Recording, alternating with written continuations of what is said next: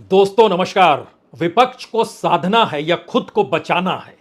बीते 10 बरस की राजनीति में यह दोनों बातें कहीं नहीं थी। हां, विपक्ष को निशाने पर लेने की परिस्थितियां जांच एजेंसियों के जरिए जरूर इस देश में शुरू हुई।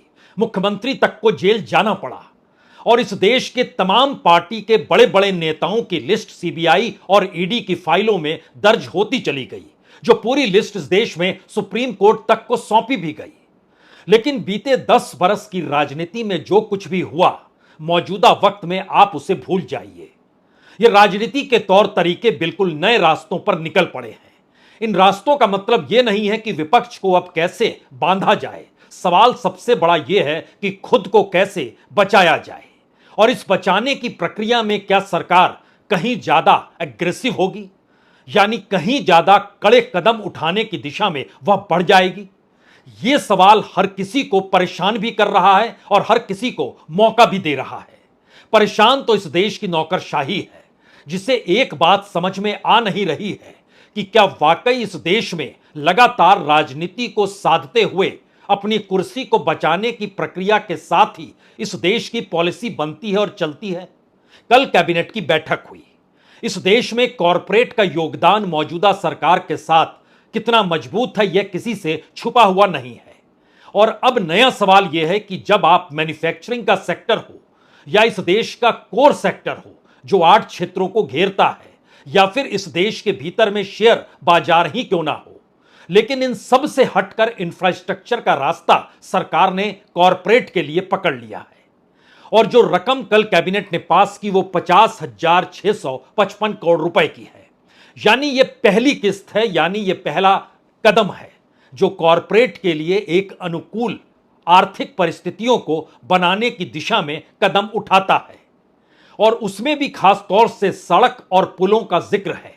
यानी इस देश के भीतर जो इंफ्रास्ट्रक्चर बीते 10 बरस में खड़ा हुआ, वो कैसे प्राकृतिक आपदाओं के सामने ढहते हुए और गिरते हुए नजर आया। कितनी बड़ी तादाद में लोगों की मौत इस दौर में निकल कर आई। क्या किसी ने यह जानने की कोशिश की कि हिमाचल में जो अलग अलग तरीके से कॉरपोरेट जिस कंस्ट्रक्शन में लगे थे या जिन प्रोजेक्टों में लगे थे, क्या उसका भी कोई योगदान है जो हिमाचल में त्रासदी हुई? इस दौर में जो वायनाड में हुआ, उन परिस्थितियों को लेकर तो लगातार केंद्र सरकार केरल सरकार से दो दो हाथ कर रही है कि हमने आपको जानकारी दी थी। लेकिन इस देश के भीतर में 12 राज्य ऐसे हैं जहां पर प्राकृतिक आपदा ने बरसात की ही शक्ल में सब कुछ धो डाला। तो क्या मौसम अनुकूल इस देश का इंफ्रास्ट्रक्चर नहीं होता है? जी नहीं।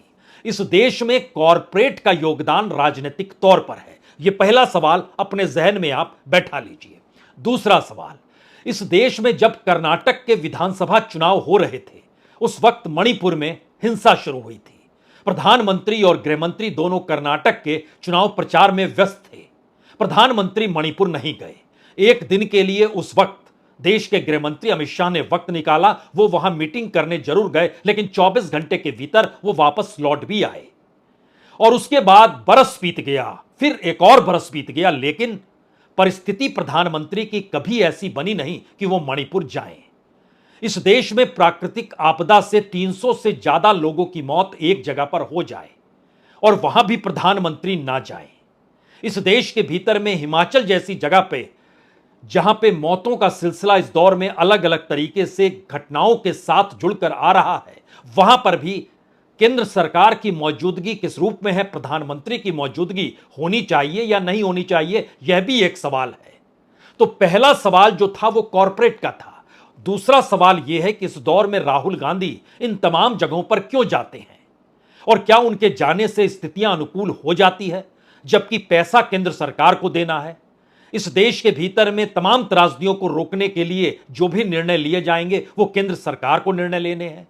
लेकिन केंद्र सरकार अगर वहां पर अपनी आंखों से देख पाने की स्थिति में नहीं है और वो रिपोर्ट के आश्रय कदम उठा रही है, तो दूसरा मैसेज यहीं से निकलता है कि आखिर इस देश के प्रधानमंत्री हैं कौन। और इससे जुड़ा हुआ एक तीसरा सवाल है जो सबसे ज्यादा महत्वपूर्ण है। इस दौर में प्रधानमंत्री सार्वजनिक जगहों पर बचते हुए उन जगहों पर जरूर भाषण दे रहे हैं जो बंद कमरों में होता है। आज भी वो बता रहे थे कि भारत के एक वक्त की परिस्थिति तो ऐसी थी जब भारत में अनाज का संकट था और अब दुनिया के अनाज के संकट को पूरा करने के लिए भारत ही दुनिया का एकमात्र देश है। लेकिन इन बातों के इर्द गिर्द तीसरा बड़ा सवाल है क्या? तीसरा बड़ा सवाल कहीं यह तो नहीं है कि इस देश का गृह मंत्रालय इतना ज्यादा सक्रिय हो चला है कि अब उसे यह बात समझ में आ गई है कि बतौर गृह मंत्रालय इस देश के भीतर में विपक्ष की राजनीति को साधा जा सकता है और निशाने पर पूरा विपक्ष इस दौर में आकर खड़ा है, क्योंकि वक्त बहुत कम है। वक्त कम इसलिए है क्योंकि 3 महीने के बाद जिन राज्यों में चुनाव होने हैं उन चुनाव परिणामों का असर केंद्र पर पड़ने वाला है, और अगर केंद्र पर उसका असर पड़े तो उससे पहले कोई बड़ा निर्णय या कोई बड़ा कदम अगर केंद्र सरकार उठा ले तो सबका ध्यान उस दिशा में जाएगा या फिर इंडिया उससे टूट जाएगा। यहां पर भी दो राहे पर सरकार खड़ी हुई है। राहुल गांधी की अपने को लेकर चिंता की कहां पर छापा पड़ेगा, उसके आगे की लकीर यह है कि इंडिया गठबंधन के भीतर जो 2 राज्य हैं, खासतौर से हरियाणा और महाराष्ट्र, जहां पर चुनाव होने हैं, वहां पर शरद पवार का भी नाम जांच एजेंसी की फाइल में है। भूपेंद्र सिंह हुड्डा का नाम भी जांच एजेंसी की फाइल में है, और दोनों जगहों की राजनीति बताने लगी है कि दरअसल बीजेपी के लिए इन दोनों ही राज्यों में बड़ी मुश्किल है। और अगर दोनों राज्यों में बीजेपी हार जाती है और वहां पर कोई चेहरा दूसरा है नहीं सिवाय इस देश के प्रधानमंत्री के, और उसी आश्रय बीजेपी है, और उसी आश्रय बीजेपी के वो तमाम नेता होंगे जो चुनाव मैदान में होंगे जिन्हें टिकट मिलेगा। और पहले राउंड में जानकारी जो हासिल की गई उसमें सभी ने कहा कि प्रधानमंत्री मोदी की साख अभी भी उनकी अपनी कॉन्स्टिट्यूएंसी में कहीं ज्यादा है। यानी बीजेपी के भीतर का कोई नेता यह कह पाने की स्थिति में है नहीं कि प्रधानमंत्री मोदी से हटकर कोई दूसरा चेहरा चलेगा या नहीं चलेगा। और इस घटनाक्रम के भीतर महाराष्ट्र की राजनीति में शरद पवार उस रूप में मजबूत नहीं थे, लेकिन जैसे ही प्रधानमंत्री ने कहा, प्रधानमंत्री नहीं बल्कि गृहमंत्री कहिए, जैसे ही गृहमंत्री ने कहा इस देश में करप्शन का जो धारा निकलती है वो तो शरद पवार के जरिए ही निकलती है, और उसके बाद शरद पवार ने अमित शाह को यानी गृहमंत्री को तड़ीपार कर कहते हुए इस बात का जिक्र कर दिया कि इस शख्स को बोलने की ताकत कैसे मिल गई और ये गृहमंत्री कैसे बन गए। इन 3 सवालों के इर्द गिर्द कॉरपोरेट है, प्रधानमंत्री की परिस्थितियां और उनकी पहल है, उसके समानांतर राहुल गांधी का घूमना है, और तीसरी परिस्थिति गृह मंत्रालय यानी इस देश के गृह मंत्री की राजनीतिक पहल है। इन 3 परिस्थितियों के भीतर एक एक परिस्थिति को आज समझने की जरूरत है। सबसे पहले इन तस्वीरों को देख लीजिए। वायनाड की यह तस्वीर डराती भी है। ठीक वैसे ही जो बिल्कुल अलग अलग आदिवासी समुदायों के भीतर या फिर क्रिश्चियन और आदिवासियों के भीतर मणिपुर की जो पहली तस्वीर उभरी थी उसने भी इस देश को डरा दिया था कि इस तरीके से हिंसा कैसे हो सकती है। और दूसरी तरफ वायनाड की तस्वीर जहां पर राहुल गांधी कल घूम रहे थे, लोगों के बीच जा रहे थे, वहां पर दिखाई देता है कि जैसे पूरी सभ्यता ही जमीन ने लील ली है।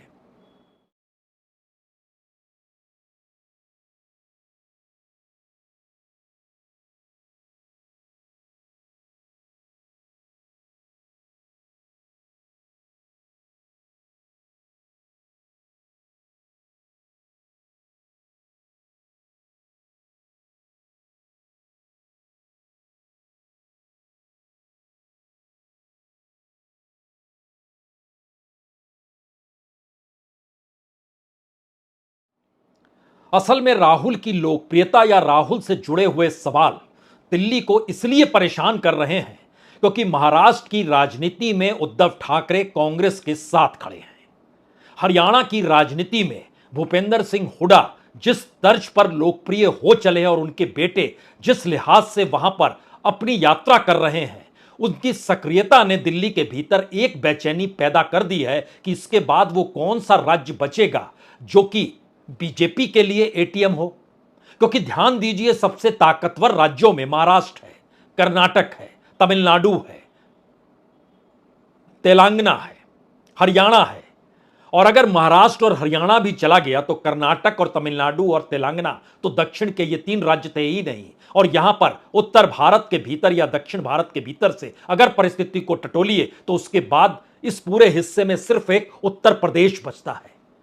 तो उत्तर प्रदेश के भीतर कौन सी राजनीति साधी जाए जिससे उत्तर प्रदेश की जमीन बीजेपी के लिए बनी रह जाए? रास्ता तो उसका भी टटोला जा रहा है और अयोध्या को नए तरीके से परिभाषित समाजवादी पार्टी या कहें इंडिया गठबंधन के दायरे में ही करने के लिए बीजेपी निकल पड़ी है। और इसमें बीजेपी के प्रतिनिधिमंडल अगर कल अयोध्या जाएंगे तो सवाल उसके आगे का है कि उस अयोध्या को लेकर जहां राम मंदिर और प्राण प्रतिष्ठा का जिक्र बीजेपी करती थी, उस दौर में वो कहती रही हमारी सत्ता, हमारी सरकार, हमारी राजनीतिक जमीन, एक झटके में उसमें भी परिवर्तन आ गया। दरअसल यह पूरा परिवर्तन एक झटके में नहीं बल्कि बहुत धीरे धीरे अब दिल्ली की सत्ता को परेशान कर रहा है कि आखिर प्रधानमंत्री नरेंद्र मोदी की भूमिका राजनीतिक तौर पर और बतौर प्रधानमंत्री इस देश के भीतर कैसी है या कैसी होनी चाहिए। क्योंकि बीजेपी को अभी तक लगते रहा कि प्रधानमंत्री मोदी की मौजूदगी चुनावी जीत की गारंटी है, लेकिन इस चुनाव में जब वो गारंटी डगमगाने लगी और जो नारे प्रधानमंत्री लगातार दे रहे थे, उन नारों की शक्ल में इस देश की हकीकत जो सामने आने लगी वह विकसित भारत को भी डराने लगी। क्योंकि विकसित भारत का एक आंकड़ा आप समझ लीजिए, इस देश के भीतर में बीते 10 बरस में 15 लाख लोगों ने अपनी नागरिकता छोड़ दी है। पहले राउंड में यानी 2014 के चुनाव के बाद से 2019 के चुनाव तक यानी मार्च के महीने तक 6,70,000 लोगों ने अपनी नागरिकता छोड़ी और 2019 के बाद से बीच में कोविड काल भी जोड़ लीजिए, जिस बरस सबसे कम लगभग 82,000 लोगों ने भारत की नागरिकता छोड़ी थी, उस पूरे टर्म में यानी इस 5 बरस में 8,31,000 और दोनों को मिलाइएगा तो 15 लाख पार कर जाएगा। इतनी बड़ी तादाद में भारत के लोगों ने नागरिकता छोड़ी है। महत्वपूर्ण यह नहीं है कि नागरिकता छोड़ी, महत्वपूर्ण यह है कि वजह क्या है। और विकसित भारत की जो परिस्थिति इस दौर में लगातार सरकार बेहतर इकोनॉमी के साथ बता रही थी, उस इकोनॉमी के लिए सामने मेडल के तौर पर तो कॉरपोरेट ही है। तो कैबिनेट की कल जो बैठक हुई उसमें कॉरपोरेट के लिए जो हजारों करोड़ का रास्ता इंफ्रास्ट्रक्चर के नाम पर खोला गया 50,655 करोड़ का, वो दरअसल पहली किस्त हमने इसलिए किया क्योंकि अब इसमें रवानगी आने वाली है। यहीं पर दूसरा सवाल एक और आ जाएगा, तो क्या कॉरपोरेट ही इस देश को चला रहा है? यानी जो चेहरा चुनाव जिता सकता था वो नहीं जिता पा रहा है। यह सवाल बीजेपी के भीतर है। इससे परेशान गृह मंत्रालय भी है कि उसके लिए कोई पॉलिटिकल रास्ता बनाना होगा। दूसरी तरफ कॉरपोरेट के लिए सब कुछ खोल दीजिए, चाहे इस देश का कोर सेक्टर नेगेटिव ग्रोथ में क्यों ना हो। पिछले महीने की तुलना में इस महीने 4% नीचे आ गया ग्रोथ रेट। तो क्या यह एक बिल्कुल नई परिस्थिति सामने आकर खड़ी हो गई है, जहां पर किस रास्ते बीजेपी को आने वाले वक्त की राजनीति तो छोड़ दीजिए, मौजूदा वक्त में अपनी साख को बनाए रखने के लिए किस डिजाइन में चलना है।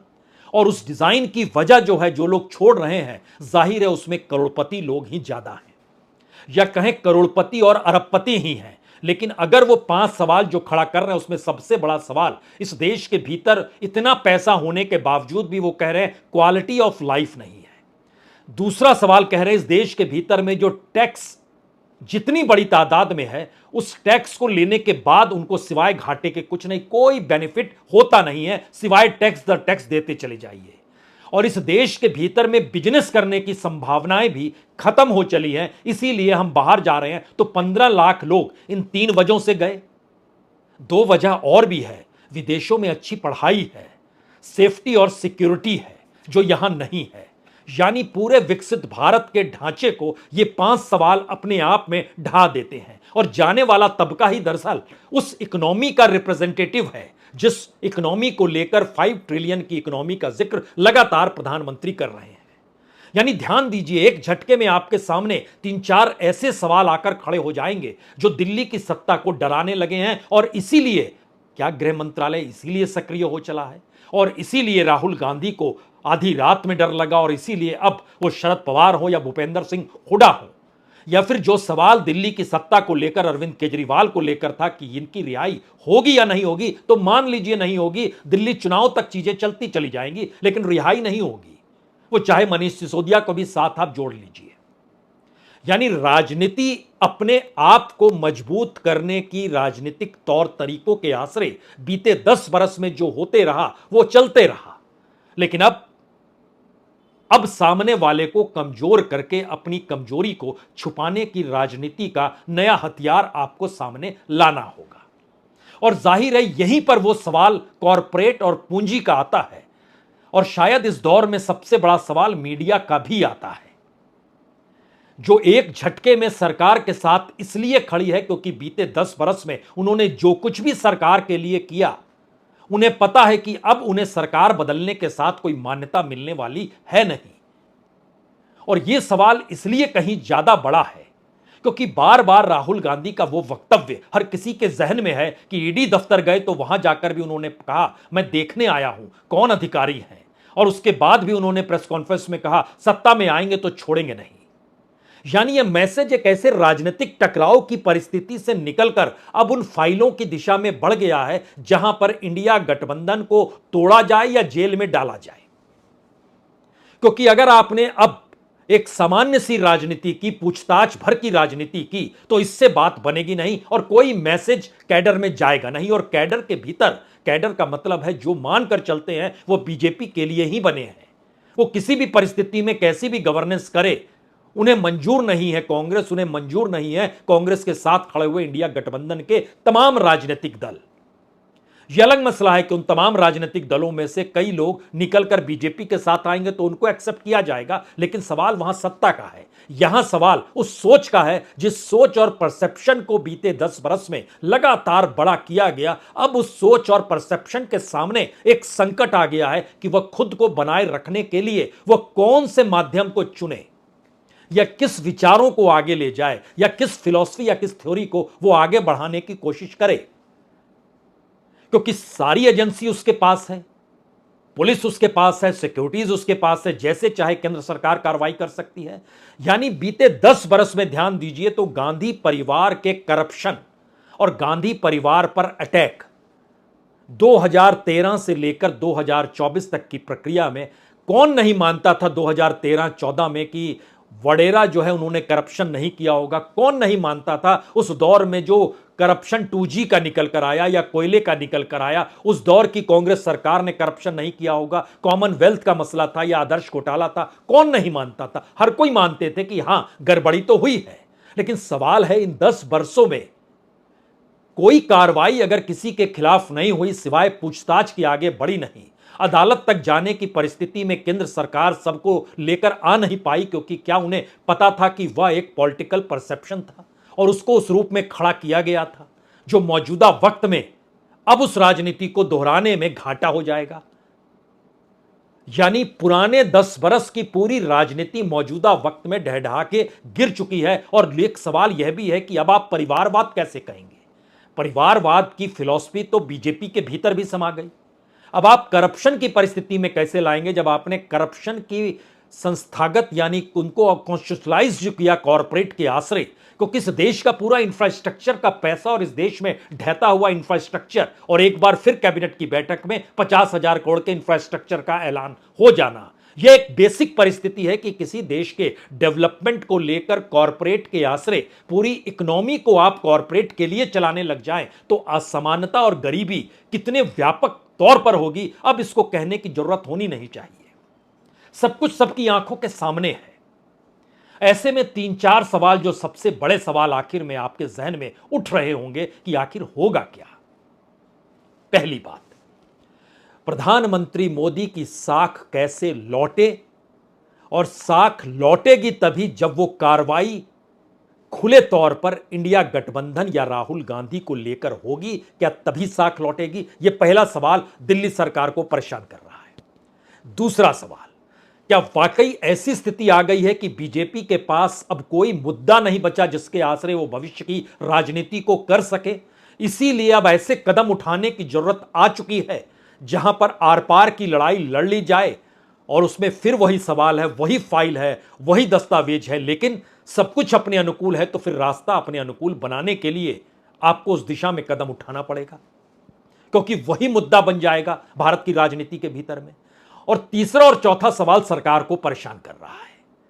यह परेशानी का सबब यह है केंद्र सरकार के लिए कि अगर वो इस कदम की दिशा में बढ़ते हैं और उसके बाद महाराष्ट्र के भीतर जनता की भावनाएं जो शिवसेना और एनसीपी के टूटने के बाद यूं भी बीजेपी से अलग हो गई है वो और ज्यादा अलग ना हो जाए, जिस रास्ते वो शरद पवार को ले जाना चाहते हैं या जिस रास्ते उद्धव ठाकरे के परिवार के करीबियों को वह ले जाना चाहते हैं।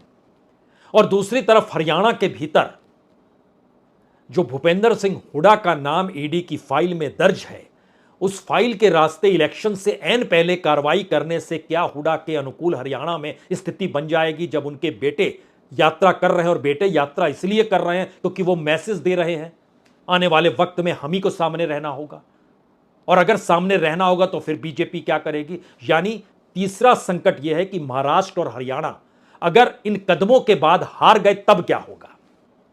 और चौथा सवाल यह है कि कोई भी पॉलिटिकल पार्टी रोबोट नहीं होती है। किसी भी राजनीतिक दल के भीतर एक व्यक्ति के आश्रय सियासत चलती तो है, लेकिन उसकी एक उम्र होती है। और क्या 2024 में 2013 की लहर जो बही थी उसकी उम्र खत्म हो गई और अब एक नई परिस्थितियों में नए तरीके से नए चेहरे के आश्रय नई पॉलिसी और नए नियम कायदों के अनुसार राजनीति को साधा जाना चाहिए। और उस दिशा में क्या देश के गृह मंत्री यह सोचने लगे हैं, क्योंकि वो ये मानकर चलते हैं वह दूसरे नंबर पर है तो वो एक नंबर भी आज नहीं कल हो जाएंगे, लेकिन उसके लिए एक अनुकूल परिस्थिति तो बनानी होगी। और शायद इसीलिए इसके ठीक समानांतर कॉरपोरेट के भीतर भी एक मशक्कत चल रही है और उन्हें भी लगने लगा है कि क्या किसी दूसरे चेहरे के आश्रय इस देश की राजनीति को बरकरार रखा जा सकता है जो बीते 10 बरस से चली आ रही थी। वो दूसरा चेहरे के पीछे क्या वो कॉरपोरेट आकर खड़ा हो चुका है। ये सारे सवाल मौजूदा वक्त में दिल्ली के राजनीतिक गलियारों की गूंज है। और उस गूंज के साथ बड़ा सवाल तो यही है कि प्रधानमंत्री मोदी जो 2014 से इस देश के भीतर में लोगों से जुड़े रहने के लिए ही राजनीति साधते थे, इस बार लोगों से दूर होकर वो कैसे राजनीति साधेंगे। और क्या इस राजनीति का असल मंत्र देश के गृह मंत्री अमित शाह की मुट्ठी में है। बहुत बहुत शुक्रिया, बहुत बहुत शुक्रिया।